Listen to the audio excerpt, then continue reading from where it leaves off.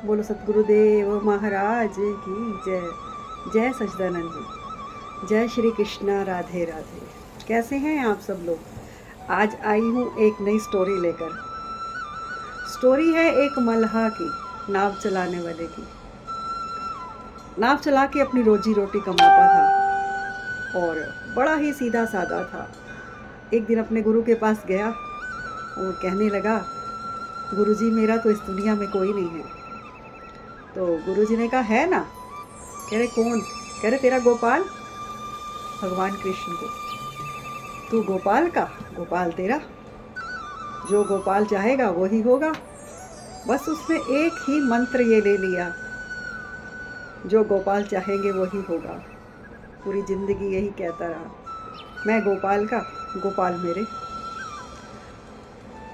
तो ऐसे ही करते करते एक दिन उसकी शादी हो गई। शादी हो गई तो बच्चे हुए, 2 लड़के और 1 लड़की। और अपनी वैसे ही नाव चलाता और नाव चला के अपना जीवन यापन करता। और बेटी बड़ी हो गई तो उसको चिंता हो गई कि मेरी बेटी बड़ी हो गई है, मैं इसकी शादी कर दूँ। तो अपने बेटों से कहने लगा, इतना धन तो हमारे पास है नहीं इसकी शादी के लिए, क्यों ना हम थोड़ा सा धन किसी सेठ से ले लेते हैं और फिर बाद में काम करके मेहनत करेंगे और धन चुका देंगे उसका जो भी कर्जा होगा। बेटों ने कहा ठीक है। तो वो एक सेठ के पास गया और उससे सारी बात करी और सेठ ने पैसे दे दिए और बेटी की शादी बहुत अच्छे से हो गई। तो बाद में उन्होंने अपना तीनों बाप बेटों ने पैसे कमाए और अच्छे से सारा उसका धन जो था वापस करना था। तो वापस करने गया तो सेठ ने उसको पैसे सारे ले लिए। सीधा साधा बंदा था बिल्कुल। उसने देखा ये तो पढ़ा लिखा भी नहीं है और बिल्कुल सीधा है। तो सेठ ने क्या किया, पर्ची दे तो दी उसको रसीद, लेकिन गलत दे दी। अब उसको तो पढ़ना आता नहीं था। उसने लपेटी और लपेट के अपना रसीद रख ली कि हाँ मिल गई है मुझे। अब थोड़ा टाइम पड़ा तो पुलिस आ गई घर में। पुलिस आ गई तो वो डर गया। उसने कहा क्या हुआ भाई, हमने तो कुछ ऐसा किया नहीं। बेटों से भी पूछा, बेटों ने कहा नहीं। पुलिस ने कहा नहीं, जो तुमने सेठ से धन लिया था वो तुमने वापस नहीं किया। मल्लाह ने कहा नहीं, मेरे गोपाल जानते हैं, मैंने वापस किए हैं पैसे उनके। उन्होंने कहा हमें नहीं पता, उन्होंने तुम्हारे के ऊपर केस कर दिया तो तुम चलो। उसको ले जाते हैं, उसको जेल में डाल देते हैं मल्लाह को। अब उसको अदालत में पेश किया जाता है जज के सामने। तो जज के सामने आता है तो सेठ कहता है कि इसने मेरे पैसे नहीं दिए, इसने मेरे से उधार लिया था अपनी बेटी की शादी पे और मुझे वापस नहीं किया। अब वो मल्लाह कहता है कि नहीं जज साहब, मैंने इसको पैसे वापस दिए हैं और इसने मुझे रसीद भी दी है। तो जज साहब ने कहा अच्छा रसीद दिखाओ। अब रसीद दिखाई तो उसमें तो कुछ लिखा ही नहीं था पैसों के बारे में। वो तो ऐसे ही भगवान जाने उसमें क्या लिखा था क्या नहीं, समझ नहीं आया कुछ जज साहब को। उन्होंने कहा कि इसमें तो कुछ नहीं लिखा कि तुमने पैसे वापस दिए हैं। तो लेकिन उसने कहा मेरे गोपाल जानते हैं मैंने पैसे दिए हैं। उन्होंने कहा अच्छा, जब तुमने पैसे दिए थे तो तुम्हारे साथ कोई था। तो कह रहे हाँ हमारे गोपाल जी थे। तो जज साहब बोले गोपाल जी कौन, कहाँ रहते हैं। कह रहे जहाँ हम रहते हैं। कह रहे तुम कहाँ रहते हो। कह रहे जहाँ गोपाल जी रहते हैं। अब उन्होंने जज साहब ने कहा कि गोपाल जी को बुलाया जाए। गोपाल जी तो गवाह है ना, तो गोपाल जी को बुलाया जाए। अब पुलिस वाला गया, पूरे गांव में छांट मारा उसने, हर जगह गया पूछने गोपाल यहाँ रहता है। कहीं गोपाल का तो कोई ठिकाना मिला नहीं। अंत में जाके उसको एक मंदिर नज़र आया, उस पर लिखा था गोपाल जी का मंदिर। तो वो उस मंदिर के पुजारी के पास गया और पूछा कि गोपाल जी यहाँ रहते हैं। तो पंडित जी ने कहा कौन गोपाल जी। कह रहे वो ऐसे ऐसे मल्लाह है ना जो उसके चोरी का इल्ज़ाम लग गया, तो वो कह रहा है कि गोपाल जी जानते हैं कि मैंने रसीद दी है। अब वो पुजारी तो समझ गया, क्योंकि पुजारी तो जानता था उसको और वो हर वक्त गोपाल जी करता था। तो उसने कहा अच्छा तो ये मेरे को ही दे दे, जो भी आया है, जो भी कागज़ आया वहाँ से मुझे दे दे। साइन करके दे दिया, रख लिए कागज़। और जाके अपना वो जो भी आया था वहाँ से कोर्ट से कागज़ आए थे वो रख दिए भगवान जी के आगे। और भगवान जी से कहा कि भैया गोपाल जी अब आप ही जाने, ये आपके भक्त के जो भी कागज़ आए हैं ये आपके नाम के आए हैं, तो मैंने आपके आगे रख दिए हैं। अगले दिन पंडित जी ने क्या किया, भगवान जी को खूब सजाया, खूब श्रृंगार किया और उसके बाद कहा कि हे प्रभु, तुम्हारे लिए तो सुंदर सुंदर श्रृंगार, सुंदर सुंदर भोजन और सुंदर सुंदर वस्त्र आपके लिए आते हैं, तोहफे आते हैं बड़े सुंदर सुंदर, लेकिन आज एक भक्त का ये जो नाम का एक कागज़ आया है, ये मैं आपके पास रख रहा हूँ, अब उसकी लाज आपके ही हाथ में है। भगवान के आगे रख के पंडित जी ने चले गए। आज की तारीख है, आज आपको जाना है, बोल दिया भगवान जी को बोल के पंडित जी, और चले गए। और वहाँ पर आवाज़ आई, कोर्ट में जब पेश हुए तो कोर्ट में आवाज़ आई कि गोपाल जी को बुलाया जाए। अब गोपाल जी आए, गोपाल जी आ रहे हैं, बुजुर्ग से वृद्ध हैं, बिल्कुल बूढ़े और कमर झुकी हुई है, चलते हुए आ रहे हैं और आके कटहरे में खड़े हो गए। और जज साहब कह रहे हैं, आप ही गोपाल हो? तो कह रहे हाँ, मैं ही गोपाल हूँ। कह रहे जब इन्होंने पैसे दिए थे तुम साथ थे? तो गोपाल जी ने कहा हाँ, मैं साथ था। तो उन्होंने कहा फिर रसीद कहाँ है? ये जो रसीद दिखा रहा है वो रसीद तो नहीं है ये वाली, तो वो रसीद कहाँ है जो उन्होंने दी थी? तो उन्होंने कहा, गोपाल जी ने कहा कि इनके घर में फ़लानी फ़लानी अलमारी में और फ़लानी फ़लानी जगह पे रखी है, आप सेठ जी को मत भेजना, आप किसी बंदे को भी यहाँ से भेज के और वो रसीद मंगवा लो, मिल जाएगी। ऐसे ही किया गया, भेजा गया वहाँ से कोर्ट से बंदा, और बंदा रसीद लेके आ गया। अब तो सेठ जी को तो जेल हो गई और मल्हा जो था वो छूट गया जेल से।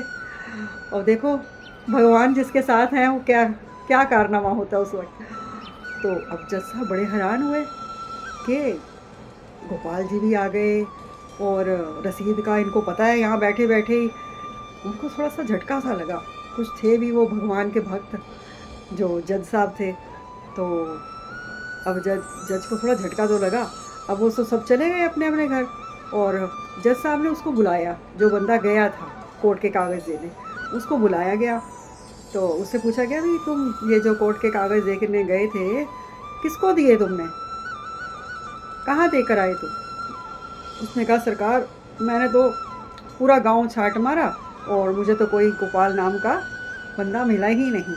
तो एक मंदिर मिला जिस पे लिखा था कि गोपाल जी का मंदिर, मैं तो उन्हीं पुजारी जी को देकर आ गया था।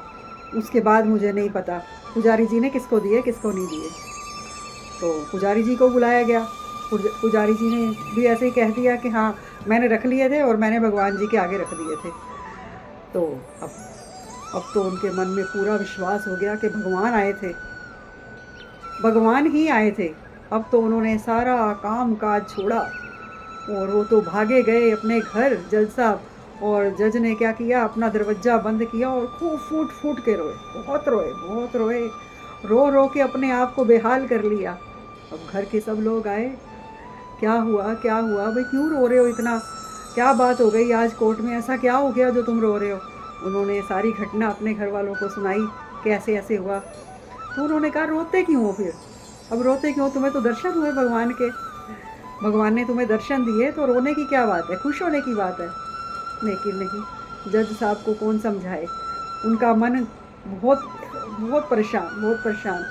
उन्होंने कहा कि मैं तो जज की कुर्सी पे बैठा था और मेरे भगवान सामने खड़े होकर मुझे समझा रहे थे, मुझे बता रहे थे, मैं तो उनके चरण नहीं छू पाया, उनको नमस्कार नहीं कर पाया, उनको मत्था नहीं टेक पाया, और मेरे भगवान मुझे समझाते रहे और मैं खड़ा बैठा रहा कुर्सी के ऊपर।